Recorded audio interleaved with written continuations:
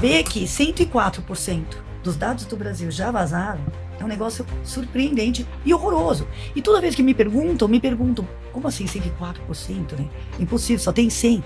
Não, vazou também dados das pessoas falecidas, né? É de um caso real da evolução da inteligência artificial no uso das deepfakes. E hoje você tem um atenuante, né, para os criminosos, porque como não é um crime com violência, ele é de menor impacto. Porque quando você conhece a fraude, o golpe, seja a empresa ou a pessoa, ela já tem uma prevenção. Mas hoje em dia, a quebra de paradigmas com as grandes empresas é buscar tornar todo mundo ciente, criar uma cultura segura de cibersegurança de uma forma que não seja um bicho de 7 cabeças. Que você consiga explicar que um pendrive utilizado no lugar errado vai dar tudo errado para a empresa.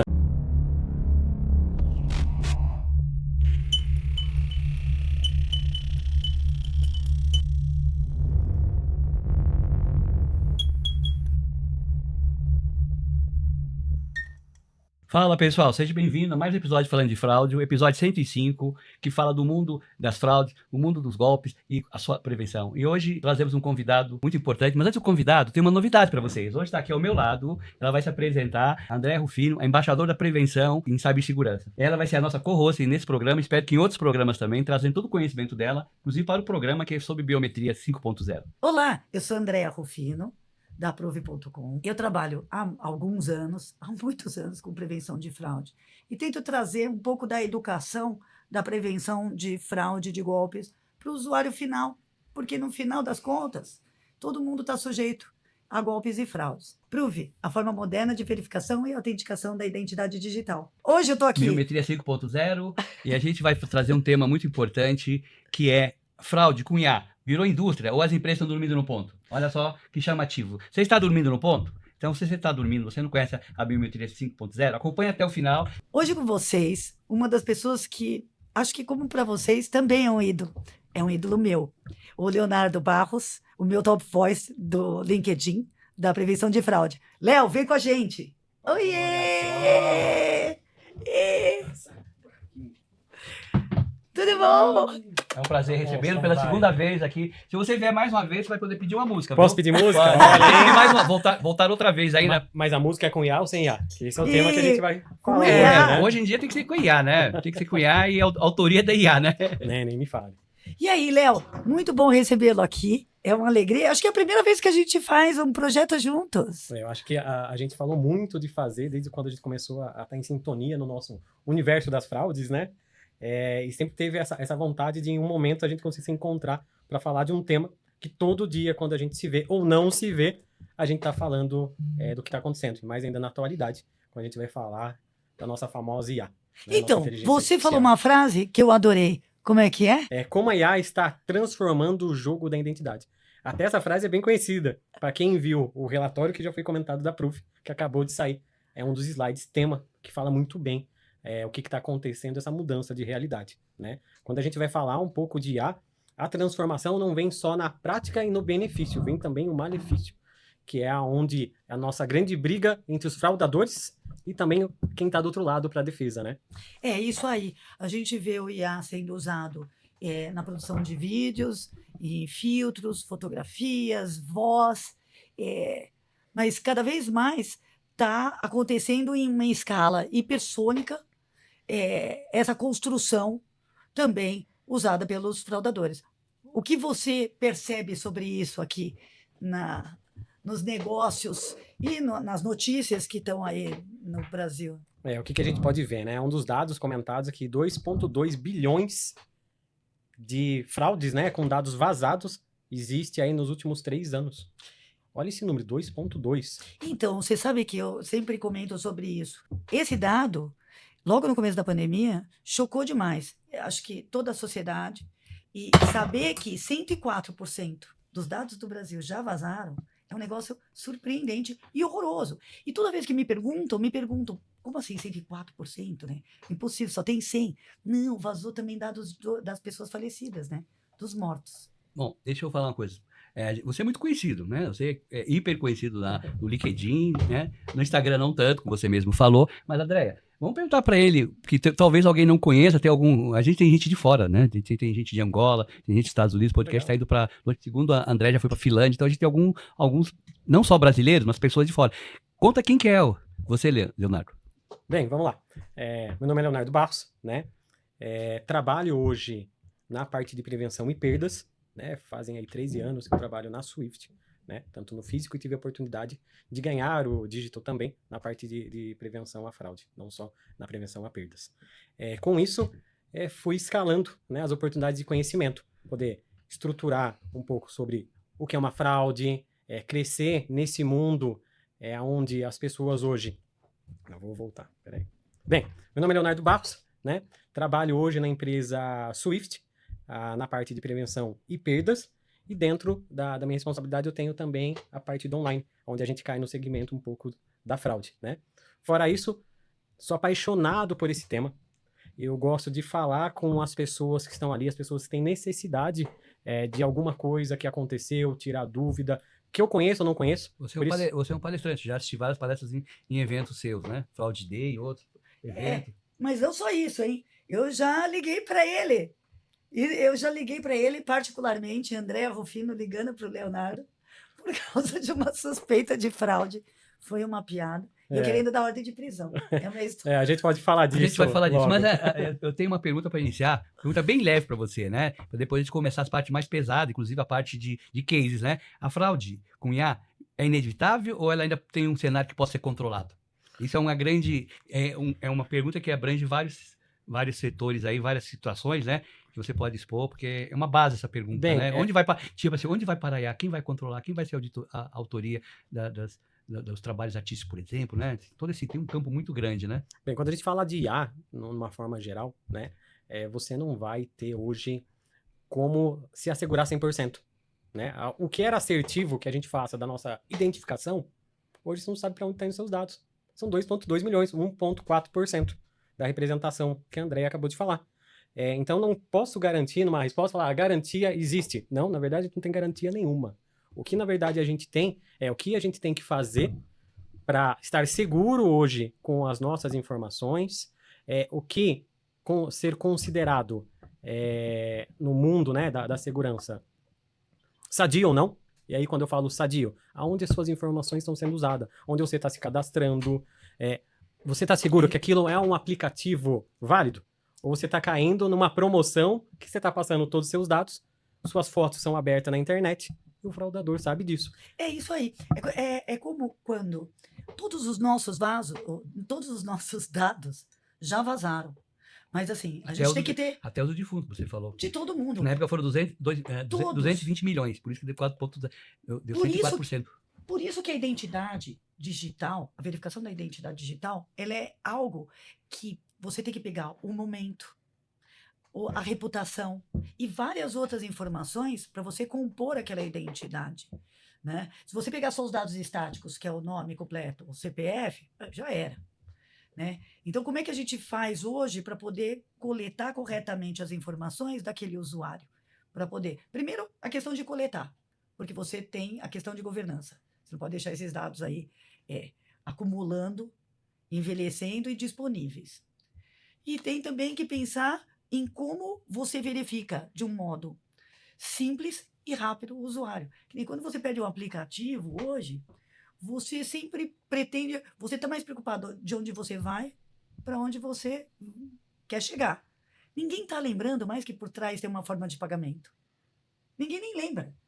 Qual é o cartão mesmo que está? Qual é o que está cadastrado? Isso chama-se pressa, que é uma característica da fraude. Um dos exemplos que a gente dá de prevenção é a pressa. Nunca faça nada com pressa. Nenhum tipo de transação. Não faça transação no banheiro, faça transação no lugar sossegado, como a gente fazia antigamente. A gente sentava, abria o talão de cheque, colocava o valor, punha o valor por extenso, assinava, punha a data, tinha que lembrar da data, que hoje tem dia que o pessoal nem lembra que dia que está, cruzava o talão do cheque, virava atrás e colocava o telefone. Olha só, quanto tempo foi. Hoje você faz uma transação, seja particular, seja da empresa, em segundos. Tem gente que faz no banheiro. Ou seja, só uma analogia da rapidez que a pessoa quer aproveitar o tempo dela. Né? E a tendência e o benefício é isso, né?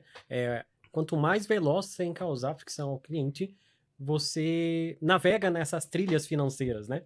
O bom cliente, né? Deixa a fricção, menor fricção no cliente bom e evitar que o mau usuário entre, né? Essa é a função da Prove, né? De ela fornecer um meio de assertividade rápido e seguro. Porque, teoricamente, tem que ter muita tecnologia, porque uma coisa está contradizendo a outra. Você vai no carro de Fórmula 1, você tem segurança, mas se você tiver menos velocidade, vai ter mais segurança. E é isso que acontece com as empresas, tipo da Prove, que ela tem que ter essa assertividade. Ela tem que criar uma tecnologia, porque hoje em dia todo mundo quer navegar suave, navegar rápido, né? Os bancos, as financeiras querem que o ambiente de movimentação financeira seja agradável, da melhor maneira possível. Não quer colocar muito obstáculo, mas quer ter segurança. Porque se você tem obstáculo, tem segurança. Eu, por exemplo, sou favorável em que o Pix não seja do jeito que está, tipo, miojular, instantâneo. Não pode ser assim. Porque se você criou uma trilha que vai até o final, o Banco Central está fazendo até o final, segmento dos laranjas, ele tem que ter um prazo. Então, eu acho que, por exemplo, até R$ 500, por exemplo, instantâneo. Depois disso, dá um tempo, que é o tempo que o sistema de identificação vai conseguir ver a transação. Se ela é atípica, o valor, como é que ela está saindo, para estar aparecendo um gráfico, né, hoje em dia, né? Eu vou discordar. Eu vou concordar e discordar. Porque eu acho que o pagamento instantâneo veio para ficar.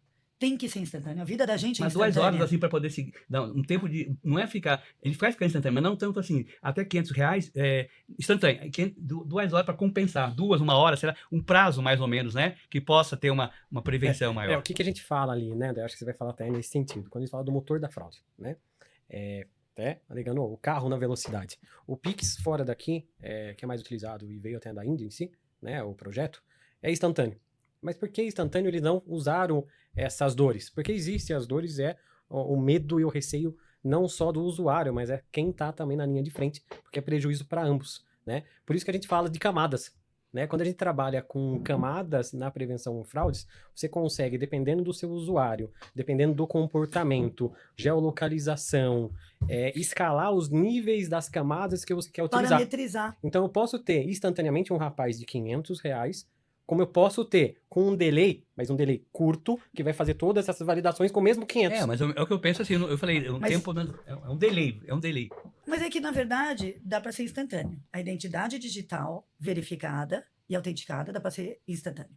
Primeiro porque todas as transações que hoje a gente faz, ou a maioria, são feitas via celular. Sim. Você não fica a 3 metros de um celular. Teu celular está com você, você dorme. Parte da mão. Eu tenho um fio aqui que eu amarro, eu durmo com ele. Às vezes eu estou embolada com o celular, mas não saio de lá. Faz parte da sua mão. Sim. E tem algumas informações sobre os hábitos e sobre esse prolongamento da nossa identidade que eles são fundamentais para as empresas na hora de você fazer primeiro a abertura de conta. Então você nem deixaria o laranja abrir, porque quando a gente fala laranja, é que tem laranja, conta de passagem, tem tantos tipos. Então assim, conta laranja eu peço a conta de alguém emprestado. Ele sabendo ou não que é para algo indevido. Mas eu tenho abertura sistemática de MEI de empresas acontecendo sem parar para uso como contas de passagem. Você tem o account cover de conta de passagem e você ainda tem a identidade sintética criada por IA, que você não só cria, mas o bot do IA, ele testa formulários em vários bancos, várias instituições para ver o que passou. Tudo isso veio para substituir as fraudes que tinham em menor escala as físicas, né? A abertura de contas hoje, elas são um problema, né? Eu já tive call center, já tive vários problemas com isso, mas é porque antigamente você tinha umas empresas intermediárias, elas olhavam o documento, era físico. Hoje tem que ter uma ferramenta igual a Prove e outras para fazer a abertura correta. A abertura é parte de tudo, mas inclusive para o judiciário, quando a gente entra com uma ação, o que a gente realmente foca na instituição, se tiver algum erro na fraude ali, no golpe, é na abertura de conta, na qualidade da abertura de conta, né? A grande verdade é que assim, não existe dinheiro infinito, né? Principalmente para orçamento de empresas. Então, assim, a gente tem orçamentos finitos. Então, a gente vai ter que escolher, ou você tem que escolher aonde você vai atacar. A abertura de conta. Mas segurança é investimento, não é despesa. Sim, mas de qualquer jeito o orçamento não é infinito. Sim, ele é finito. Sim. Então, assim, qualquer instituição, qualquer empresa, ela vai ter que decidir qual é o seu apetite de negócio, qual o seu apetite por perda, não sei se é nem apetite, mas você... Você falou, apetite ao risco. Apetite ao risco, É. muito melhor. E parametrizar os negócios e tudo, mas não vai dar para checar todas as transações o tempo todo em todos não, os nada é aspectos. 100%, Então, né? assim, é mais fácil você subir o muro para o bandido não entrar do que trocar todas as fechaduras de dentro da sua casa. Então, são sistemas que a identidade, a verificação da identidade e a autenticação da identidade digital, ela faz todo sentido na abertura, mas faz também em transações de risco, Sim. ou de volumetria, e faz também para você cativar o cliente, para reputação, para oferecer outros serviços. Você sabe que o cliente é bom, você já tem a reputação. Você tem uma reputação positiva, um score positivado, né? Então, é uma pergunta interessante. Estamos aqui falando biometria 5.5, mas tem 34%, você mesmo falou, que não usa. Fala um pouco sobre a biometria 5.0 para esse 34%, como é que ela funciona? Como é que ela pode ajudar? Como está ajudando os outros 6%, não é isso? A biometria é porque assim, a gente tem tantos tipos de biometria e todas são complementares. Você tem a biometria de face, você tem a biometria digital, você tem a de voz, pouco usada ainda, mas você tem a biometria comportamental e reputacional. E é sobre isso a identidade digital. É muito simples você verificar que aquela pessoa... Vou dar um exemplo aqui. Eu estou abrindo hoje uma conta no banco. Eu tenho um celular que tem há 20 anos. Já abri um monte de contas, já tenho um monte de contato com as indústrias, com o mundo financeiro, via meu celular. Aí aparece o meu nome, o meu CPF abrindo uma conta com um celular que eu acabei de cadastrar, o número, que não tem nada de reputação. Pô, estranho, né? E outros dados também que a gente pode levar, a posse do aparelho, porque às vezes eu estou usando o telefone do Leonardo, eu ponho lá, Léo, eu ponho o número do Léo, os dados do Léo, mas na hora um SDK já me daria que eu não estou com o celular, ou um push. Mas a verificação do fingerprint.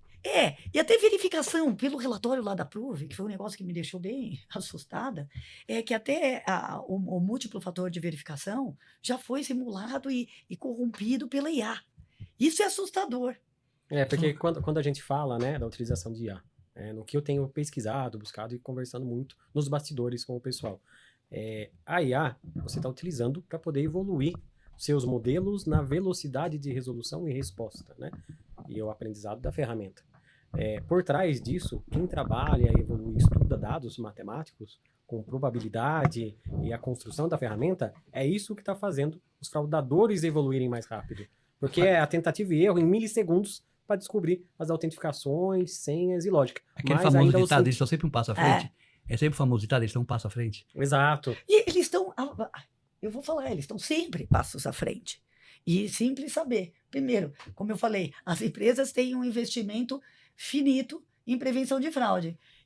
Eles têm uma máquina inteira de dinheiro entrando o tempo todo para criar novos scripts, novos modelos e poder fazer os golpes e cada vez muito mais rentáveis, né? Tem uma história que chamava John Willis, se eu não me engano. Ele era um assaltante americano e quando ele foi preso, perguntaram para ele, por que você assalta bancos? Parece ridículo, mas ele falou, porque onde está o dinheiro? Onde está o dinheiro? O dinheiro está nas instituições financeiras, está na transação, está nos golpes. Então, assim, é um modo... E hoje, você tem um atenuante, né, para os criminosos. Porque como não é um crime com violência, ele é de menor impacto na parte penal. Então, o cara que cometeu vários golpes, várias fraudes, está em casa com uma tornozeleira, aplicando os golpes. Ou na prisão. Leonardo, a gente sempre conta um caso real de fraude aqui, que você acompanhou, sem citar nome, mas que mostra que na prática que o golpe acontece e o tamanho do prejuízo. Bem, eu acho que dessa vez eu estava buscando aí os casos que a gente podia trazer para apresentar para o público. Eu vou trazer uma coisa diferente, né? Eu tive com um delegado nos últimos 2 meses falando sobre inteligência artificial e a aplicação dele dentro da própria polícia, né? E o interessante que ele trouxe de um caso real da evolução da inteligência artificial no uso das deepfakes, né? Aonde hoje, isso é muito importante para todo mundo saber. Quem foi o delegado? Já vou lembrar o nome dele aqui. O Barreto, o Dr. Emerson. Vou lembrar aqui. E o que ele trouxe no apontamento, né? Que hoje a evolução, eles conseguiram criar uma trilha para reconhecimento da IA, via Florence, via algumas análises específicas, né? E o fraudador percebeu que essa barreira, de novo, o muro subiu. Poxa, como eu vou pular mais ainda esse muro? Então eles conseguiram identificar uma oportunidade, né? Então, quem está assistindo e ainda não pensou nisso, a nova regra do jogo é o seguinte: se eu juntar a minha facial com o doutor, o que dá? Essas brincadeiras de que a gente faz o cruzamento, né?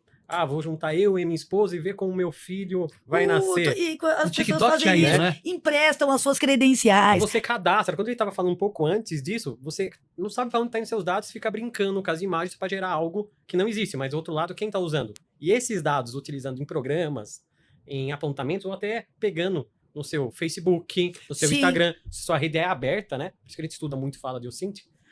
Se eu pegar a minha foto do doutor e conseguir os dados dele, eu posso criar um percentual de Face ID, onde eu falo que 65% a ferramenta tem que reconhecer ele. E os outros 35% são os meus traços. Então a ferramenta lê o doutor, identifica no banco, faz a aprovação.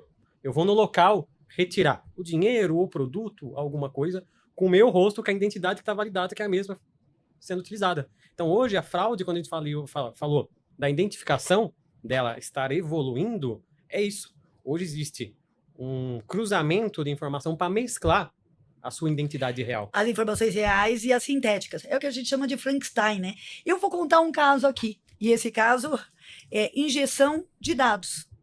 Então, a IA também, e aí eu vou exemplificar, ela também é usada por criminosos para achar falhas em aplicativos, em bancos, em tudo, para poder injetar dados que ficam adormecidos e na hora, quando você quer startar a fraude ou o golpe, ele vem à tona. Um exemplo, eu vou dar um exemplo simples do que aconteceu comigo. Eu tinha um cadastro num marketplace, que eu comprei um celular para minha filha há 300 milhões de anos. Nunca mais mexi nesse cadastro. Eu estava num evento de prevenção de fraude com meu amigo Leandro Garcia, para variar. Ele estava do meu lado e, de repente, a gente conversando, eu falei, olha que engraçado, vinha mensagens como se tivessem acessado essa conta, mas no e-mail não vinha. O que aconteceu? Eles aproveitaram que eu tinha um score bom nesse marketplace, injetaram um novo endereço de e-mail e novo endereço residencial. E nova forma de pagamento. Eles trocaram os 3. E aí o que acontecia? Eles só não conseguiram trocar o meu número de celular. Só que na hora que eu entrava no e-mail, eu não via a continuação da história. Moral da história. Eles injetaram, então, essas 3 novas dados dentro do meu perfil. E com isso, eles conseguiram comprar 3 notebooks, enviar um para Praia Grande, outro para outro estado, eu nem lembro. Eram 3 endereços diferentes, com a forma de pagamento, o cartão de crédito de uma outra vítima. Então, eles pegaram um perfil que estava lá parado, injetaram e alteraram dados cadastrais para cometer um golpe. E isso a gente está vendo agora em grandes instituições bancárias. Um ponto sobre isso. Eu não sei se fez 2 anos, mas uma das postagens que eu publiquei no LinkedIn foi exatamente falando que isso estava começando a acontecer. O que eu percebi? Contas adormecidas, com clientes positivados, então clientes bons, reais, fizeram compras, até clientes que eu conhecia. De um momento ou outro tomou decisões, não vou mais migrar no mundo digital, vou pro físico, né? Alguns anos depois, aí a gente pode falar de 6 meses a 1 ano, a conta voltou a circular. E aí, quando a gente vai fazer o cruzamento da oportunidade, uma vez que aconteça algo, você tem a migração desses dados especificamente, endereço, cartão, ou às vezes até os dados do cartão é um novo cartão, é um novo banco vinculado com o nome real do cliente, porque ele já tem suas informações. Claro, e aí a identidade sintética, a simulação... E aí eles abrem uma outra... Não, eles não necessariamente, eles podem abrir depois de utilizar aquele primeiro teu e-mail ou alguma outra conta adormecida sua, porque já tem credibilidade e já tem um pouco de reputação. Por isso que é importante a verificação da identidade digital, não só no onboarding, mas no recadastramento. Exato. Então, quando a pessoa pede para alterar um e-mail, um telefone, algum dado até financeiro, quão importante é a verificação se o usuário é ele mesmo? Então, esse é um conselho a passar. Que quando for fazer um recadastramento ou uma mudança de algum dado, ele tem que fazer um novo recadastramento, é isso? Acredito assim, a Qual que é o oportunidade que eu deixaria a todos, aí é uma decisão de regra de cada empresa, né, de cada usuário, quanto tempo você vai deixar aquele cadastro inoperante, adormecido? Ele parou. Pô, o CRM não pode fazer uma ação para ressuscitar ele e voltar a fazer uma compra? Se for pela LGPD, seria um ano, você tem que guardar os dados, senão tem que expurgar. Você tem que expurgar esse... Mas você Não, mas pode não fazer é. um teste. Fala assim, verifica se o cadastro está ativo, ou se ele volta depois de 6 meses, vou colocar um fator de verificação, ou uma regra de validação. Se o cliente fez qualquer alteração de endereço, mais telefone ou cartão, posso derivar para uma decisão, né? Então a gente vai trabalhar com birôs e mais regras nas camadas.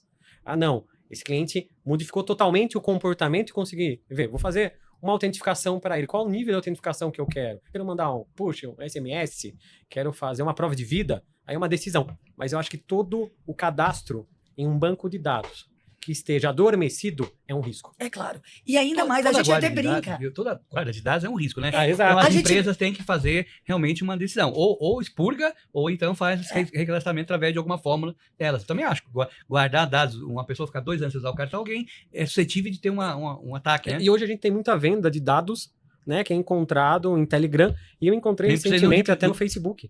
Então existe uma conta No Facebook ativa, também? existe uma conta ativa que ela abertamente faz o leilão de venda dentro do Facebook De dados. de dados. E as Big Techs fazem nada.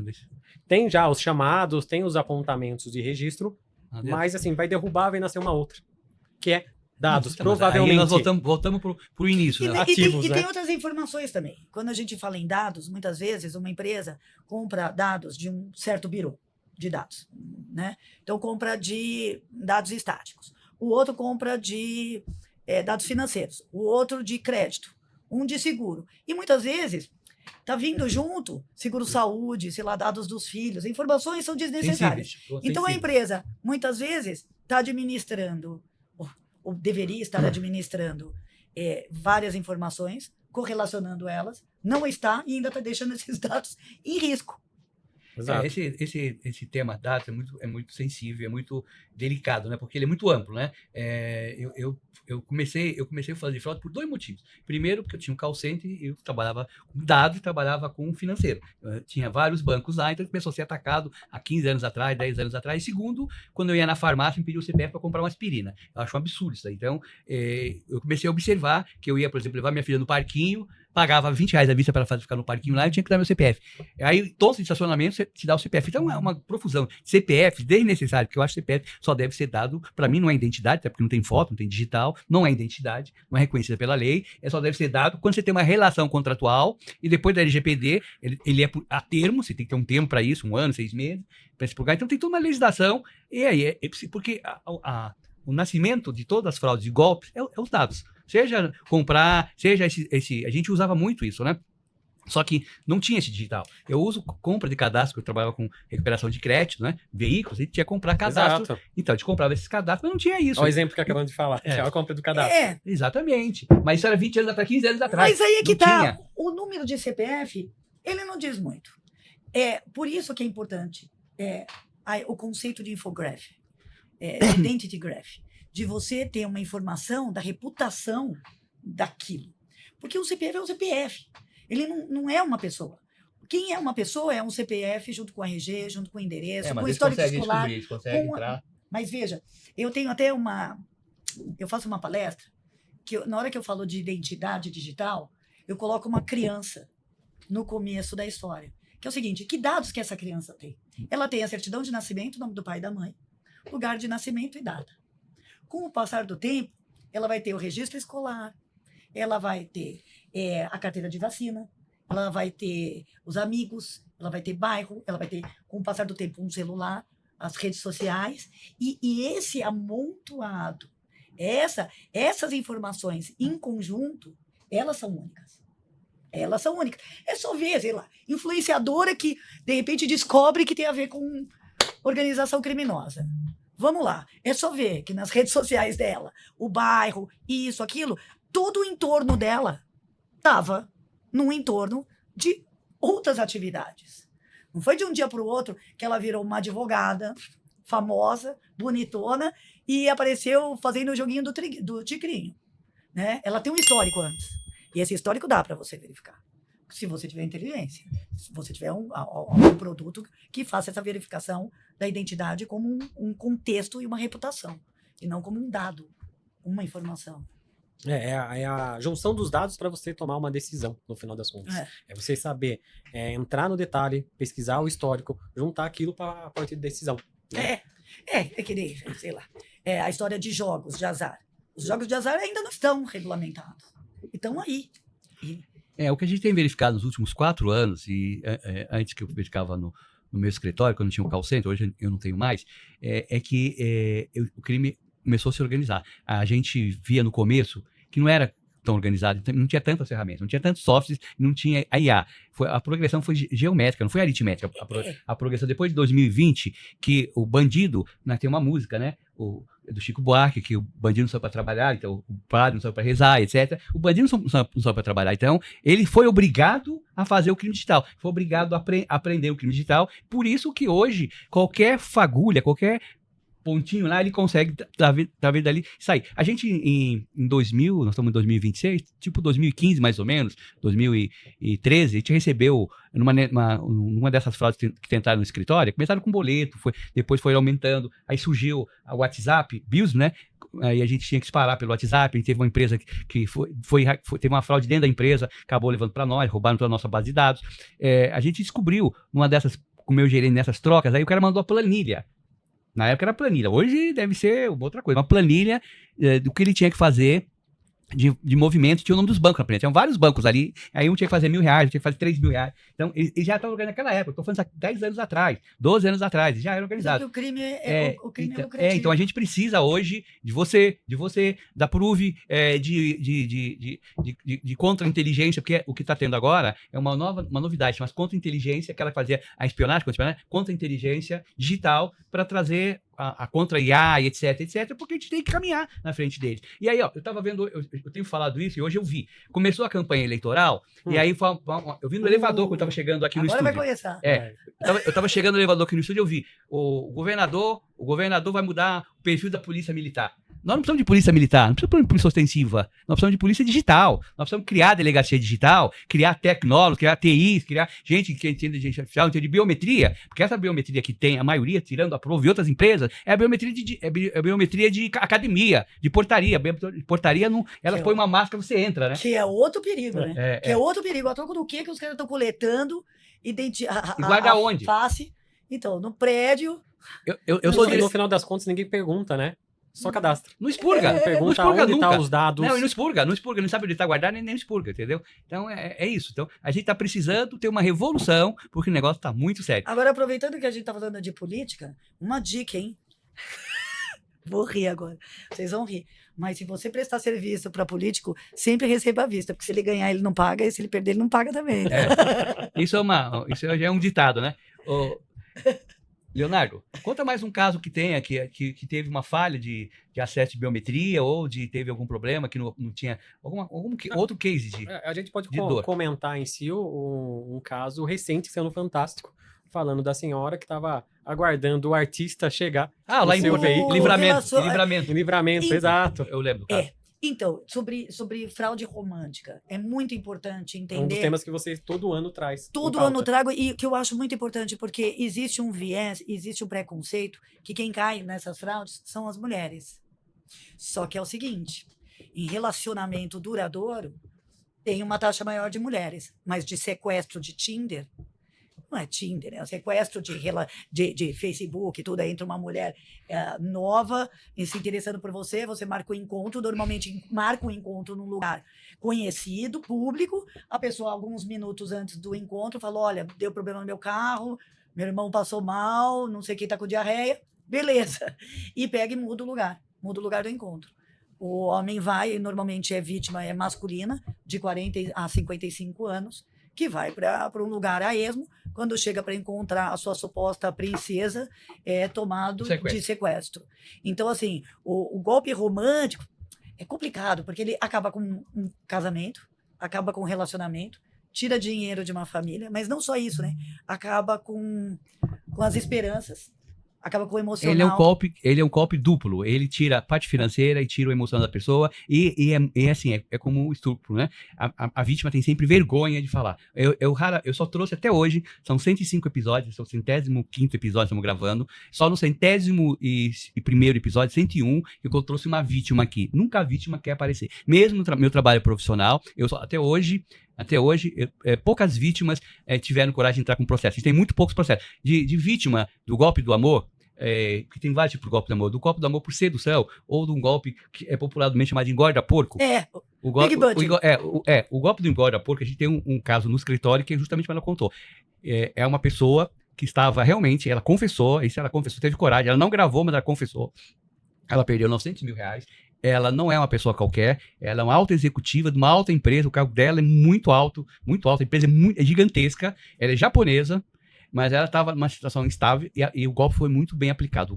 O golpe demorou praticamente 1 ano, o golpe. Foi 6 meses ali de engorda, aí ela não quis fazer investimento numa corretora falsa em cripto lá fora, aí o fraudador voltou e depois já voltou, aí já estava, acho que algum problema pessoal, em coisa de 40 dias, 20 dias, acho que nem isso, 20 dias. Foi no começo, isso foi no final de 2025, final de 2025, novembro, em dezembro, até 20 de dezembro já tinha feito a aplicação de R$900 mil e ainda quando ela nos procurou, estava ainda com o golpe em andamento. Eu quis levar isso para a polícia para tentar.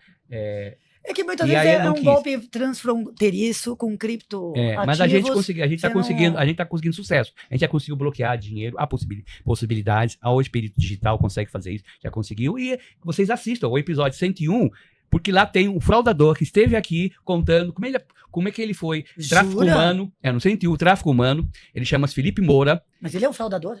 Ele é o fraudador. Ele foi traficado. E cadê ele? Ele foi traficado para Niamar. Ele foi traficado para Niamar, obrigado a praticar o golpe do engorda-porco. Ele sofreu serviços, choque elétrico, cadeia. Ele foi escravo humano. Escravo humano. Ele fugiu. Ele não é um fraudador. Ele é um escravo humano usado ele fazia fraude, não era o fraudador. Ele conseguiu fugir, recapturaram ele em uma ONG americana chamada Off-Road, que a gente coloca aqui, que ela ajuda o tráfico humano, conseguiu resgatar ele. Então, falando de fraudes, ele abrange todos os setores de fraudes aqui, todos os setores de fraudes, desde a adolescência até os técnicos, SOC, como é que é? O iOS, né? iOS não, como é que chama? Esqueci.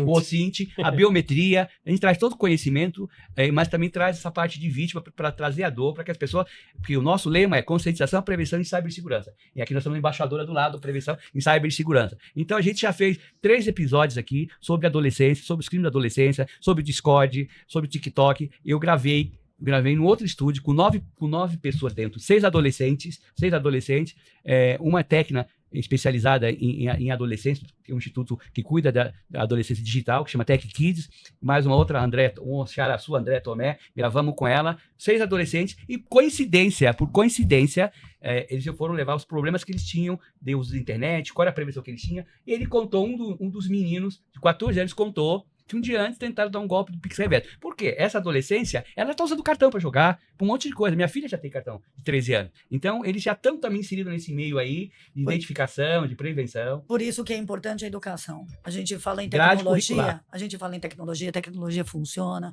a tecnologia são várias camadas, não existe bala de prata, então não existe uma empresa, um sistema só que vai solucionar todas as dores. Mas uma coisa que a gente pode fazer, todo mundo pode fazer, é educar as pessoas que estão próximas sobre desconfiar, sobre ficar atento, sobre não compartilhar seus dados, suas informações, que isso vai ser usado uma hora ou outra. E se acontecer, o que deve ser feito?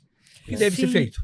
Bem, isso é a base comum, né, do nosso dia a dia. Qualquer ocorrência que você tiver, você não pode ter o senso do Superman. Você querer fazer uma investigação, correr, tentar resolver tudo. Primeira coisa, procure os órgãos específicos. Você tem a Cyberlab para apoio nesse sentido de pesquisa.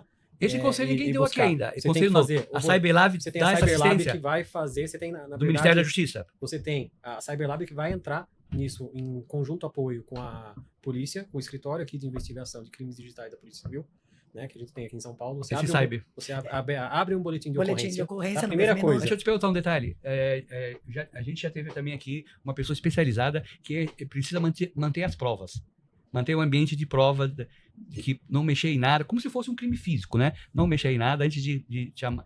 Toda a configuração manter os logs, crime, manter tudo. Você tem que ter a prova do seu lado, né? Isso. Então, assim, falar por falar, todo mundo fala. Só que você vai ter que provar o que está acontecendo. Manter todos os logs, manter tudo que aconteceu. A primeira coisa é abrir o boletim de ocorrência. Dentro do boletim de ocorrência... Colocar o maior número possível de informações detalhadas. Detalhadas, site, horário, print... Porque os prints se apagam, mas os dados sempre têm um lugar a ser registrado, né? Que nós estamos falando essa informação para a empresa. A gente está falando para o usuário final. Não, vamos falar para todo mundo. Na verdade, porque a empresa tem que manter as provas dela, não pode deixar chamar ninguém para fechar o ataque, né? No geral, todo mundo tem que preservar qualquer cadeia de prova. Isso, tá? ótimo.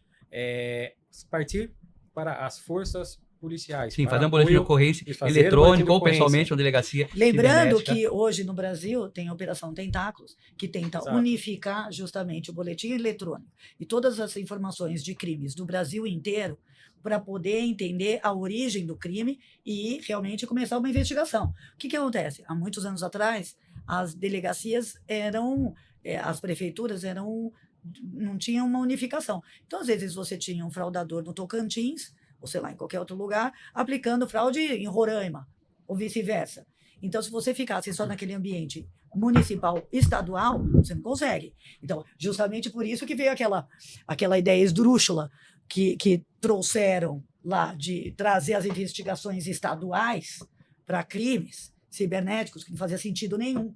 Por quê? Porque tem que federalizar. Sim. Você precisa ter uma noção do todo para entender aonde é aquele crime, se está acontecendo em outros estados, e poder fazer a investigação correta. Então, assim, BO eletrônico, com certeza. Alterar suas senhas com uma certa frequência. Então, assim, tem uma rotina, a mesma rotina que você tem de ir no dermatologista, de ir no dentista, troque suas senhas.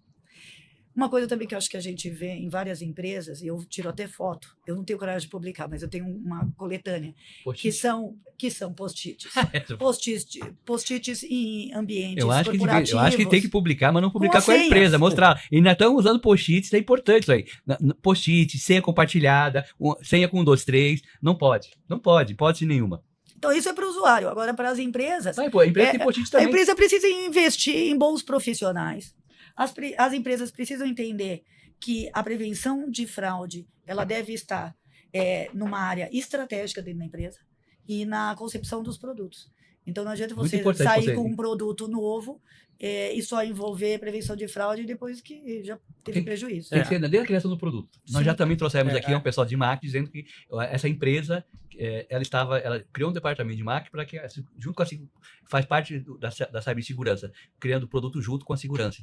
A empresa em si ela tem que quebrar paradigmas, né? Quando a gente fala de quebrar paradigmas, o passado é aquele circuito que você tem muita informação, tem o risco da informação, tem o receio de vazamento das informações. Mas hoje em dia, a quebra de paradigmas com as grandes empresas é buscar tornar todo mundo ciente, criar uma cultura segura de cibersegurança de uma forma que não seja um bicho de 7 cabeças, que você consiga explicar que um pendrive utilizado no lugar errado vai dar tudo errado para a empresa. O cabo que você vai achar do celular na rua e vai levar para colocar no celular também vai dar errado. Usar o Wi-Fi público. Você chegar e falar assim, da empresa. As brincadeiras que você faz no TikTok pode prejudicar não só a empresa, mas porque você fala da empresa. Reputação. E principalmente a de face também, mostrar a sua face. Se expor demais, né? Se expor o lugar que você Exato. Então, assim, às vezes a sua facial tem valor para o fraudador entrar naquela empresa, porque você não sabe onde você está colocando. Às vezes o estudo, que a Andrea falou, o senhor trouxe muito bem que demorou para o fraudador o engorda-porco, né? Ficar trazendo isso. Imagina isso numa empresa. Eu tenho um alvo numa big empresa que ela tem toda a tecnologia ao seu favor, sua entrada é facial. Se eu começo a ter essa troca de informação com o colaborador, eu começo a cativá-lo, eu tenho acesso às redes que são privadas, ele me aceita e deixa de ser privada, eu tenho só foto, aí eu descubro que ele, por coincidência, gosta de fazer as postagens. Estou chegando na empresa, estou saindo, olha meu dia a dia. E você começa a juntar com o tempo as informações, usa a inteligência artificial, cria a sua identificação digital e pode facilmente começar a burlar desde a sua entrada ou até uma reunião. Claro. Por isso a checagem é muito importante. Isso a gente chama de educação digital, que é o fator humano que as empresas têm que investir. Isso é uma outra coisa. E essa educação digital, ela não tem que ser aquela palestra chata uma vez por ano, cada 2 por ano. Tem que ser uma educação constante e reciclável, né? Exato. Que entra pessoas novas. Então vou fazer um jabá aqui. Sim, claro. Eu e o Léo, a gente adora educar as pessoas. Se você tem uma instituição, se você quer chamar seus colaboradores para ter um bate-papo com a gente conversa com vocês. Conversa ou não conversa, Léo? Conversamos. A gente está disponível para poder auxiliar não só as empresas, toda a população. Sim. Acho que assim, onde a informação não chega, a gente tem que de alguma forma fazer a nossa parte. E é isso que é a diferença, onde a gente se foca, não só em venda de produto, mas sim em conscientizar as pessoas. Você fez propaganda falando de fato. Falando de fato é exatamente isso. É um podcast público que só está voltado à conscientização de cibersegurança, trazendo a informação. A nossa arma é a informação e meus posts, meus artigos são todos baseados nisso, trazendo informação, porque quando você conhece a fraude, o golpe, seja a empresa ou a pessoa, ela já tem uma prevenção. Você não cai novamente. Então, eu sempre brinco. Eu falo, eu dou exemplo a minha mãe, já quase caiu naquelas histórias de sequestro lá 15 anos atrás, e hoje não cai mais. E ela, se alguém tentar, ela tira sarro de quem está do outro lado. Por quê? Porque o conhecimento, a informação, ela é muito valiosa. Se você conseguir juntar a sua família numa noite de Natal, num evento, e combinar uma senha, combinar uma palavra que ajude vocês a sinalizarem uma emergência ou não, vai fazer a diferença. Por isso, quando a gente fala do conceito da biometria 5.0, a gente traz em camada, né? Cada momento a gente está trazendo vários temas. Mas se a gente aplicar o que a gente falou até agora, a gente trouxe a camada inicial até a avançada. O que é o 5.0? Né? Você vai partir do 1.0, senhas e PIN. É o início. Isso. É aquela pessoa que está começando, o que está trazendo essa transformação um pouco digital a ela, né? Aí você vai para o 2.0, já começa com a impressão digital. Você começa com um relance de face aí básica, né? Não o avançado. Você vai para o 3.0, que é o reconhecimento mais preciso, né? O 3D. Vem a íris, que até foi um caso que o Cabuloso comentou, da venda da íris em São Paulo. Sim. Né? A gente teve um episódio sobre isso aí. Teve um episódio aqui sobre isso. A 4.0, que é a integração já voltada à IA, com análise comportamental. E aí a gente se enquadra agora, né? Que é a temática que a gente tem falado. A 5.0. O que é a 0.0? Onde começa a entrar a prova viva, né? Onde começa a ser contínuo tanto o lado do fraudador como o nosso lado. É uma coisa que não vai mais parar. E a checagem contínua. Não pode pegar uma identidade, um usuário e deixar ele numa ilha como se ele fosse um isolado e único. Essas informações, elas são mutáveis. Hoje eu não sou mãe, amanhã eu sou. Ontem você não era pai, hoje você é. São informações que vão compondo uma reputação, uma identidade. Todas essas informações fazem diferença. Exato. Bom, a gente chegou ao final. Infelizmente, vai ter que continuar isso no próximo episódio, porque um ponto liga ao outro. A IA liga a biometria liga a IA, e aí liga as fraudes e os crimes. Né? Leonardo, obrigado novamente pelos insights. Fica o convite para voltar na próxima oportunidade. André, espero que o brilhantismo que apresentou nesse programa possa continuar em outros programas. Meu muito obrigado a todos. E vocês que gostaram do episódio, que viram todo o conteúdo que nós trouxemos, todas as prevenções, todos os insights que nós trouxemos, se inscrevam no canal, sigam a gente no YouTube, em todas as nossas redes sociais falando de fraudes e das redes sociais dos convidados, da nossa co-host aqui, para que tenha mais informações. Eles já se prontificaram a sempre responder a perguntas, a dúvidas, né? Eles estão prontos a atender vocês para terem uma prevenção. Pô, e quando encontrar com a gente nos eventos, dá um oi, tira uma foto, fala com a gente, vai ser super legal. Não é, Léo? E para finalizar, vamos no nosso mantra, né? Se você ainda não caiu no golpe, com certeza conhece alguém que já caiu. Até o próximo programa e fiquem seguros. É isso, até mais.